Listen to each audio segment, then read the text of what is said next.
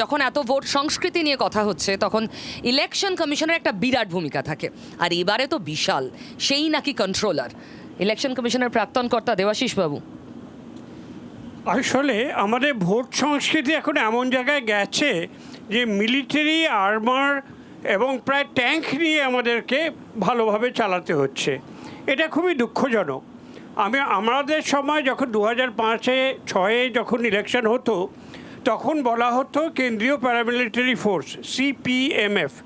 তারপর ইন্টারন্যাশনাল লেভেলে আন্তর্জাতিক স্তরে এটা নিয়ে কথা উঠলো যে তোমাদের ভারতবর্ষে মিলিটারি নামিয়ে ভোট করতে হয়, তাহলে সে কীরকম ভোট? মানুষ কি সুস্থভাবে ভোট দেয়? মায়ানমারের সঙ্গে তফাৎ কী রইল?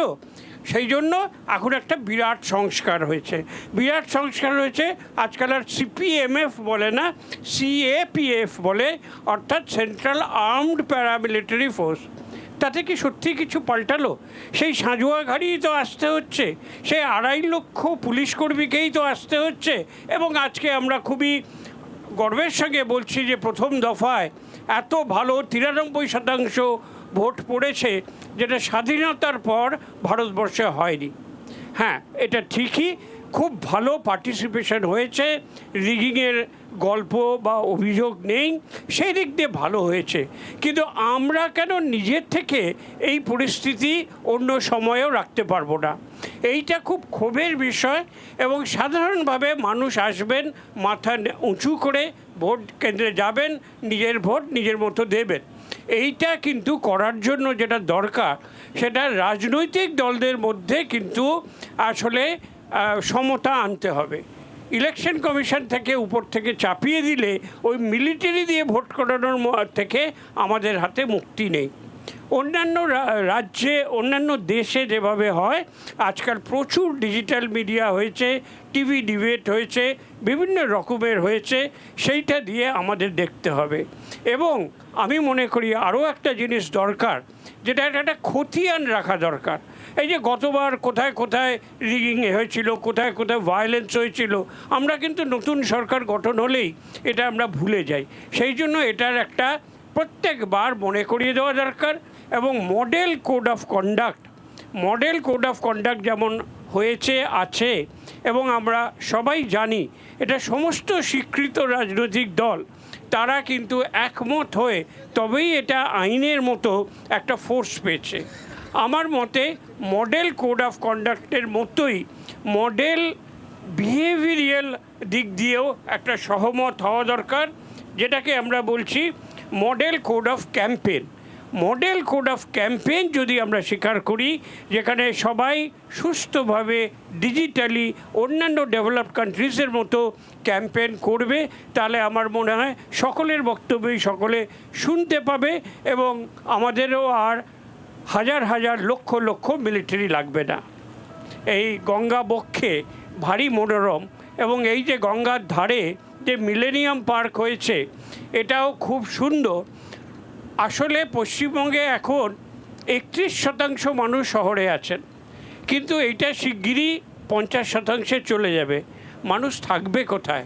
আমার পূর্ববর্তী বক্তা স্কুল কলেজ শিক্ষা নিয়ে কথা বলেছেন, কিন্তু আমরা কি ভবিষ্যতের বাংলায় খালি একেবারে বস্তি তৈরি করব?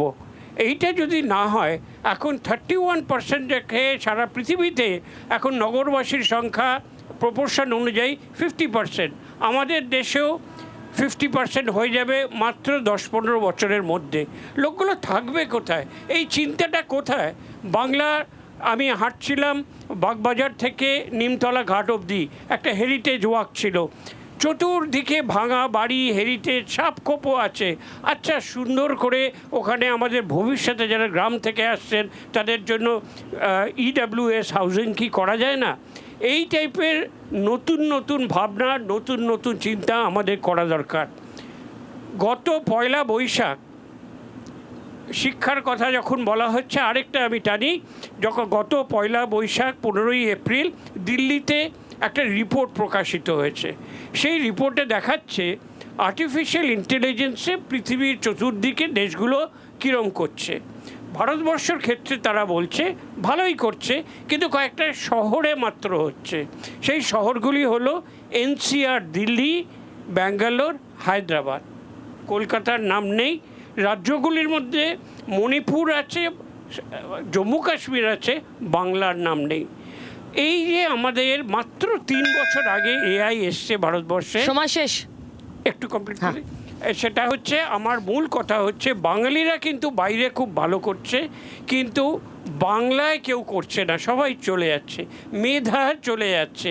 এই মেধাকে আমাদের ফিরিয়ে আনতে হবে। শুধু এডুকেশন নিয়ে কথা বললে চলবে না। 2 লাইনের একটা ছড়া বলে আমি শেষ করি। মেধাকে ফেরত আনতে হবে। এআই চোখে আঙুল দিয়ে দেখিয়ে দিয়েছে, তাই আমার এআই দিয়েই তৈরি 2 লাইনের ছড়া। রোবট নাচে গানও গায়, রোবট নাচে গানও গায়, ছোট্ট ছেলে স্টার্ট আপ চায়, ঝগড়া ঝাঁটি হোক না কম, বাংলা হোক মেধার ধাম। বাংলার আওয়াজ, বাঙালির আবেগ, জি 24 ঘন্টা।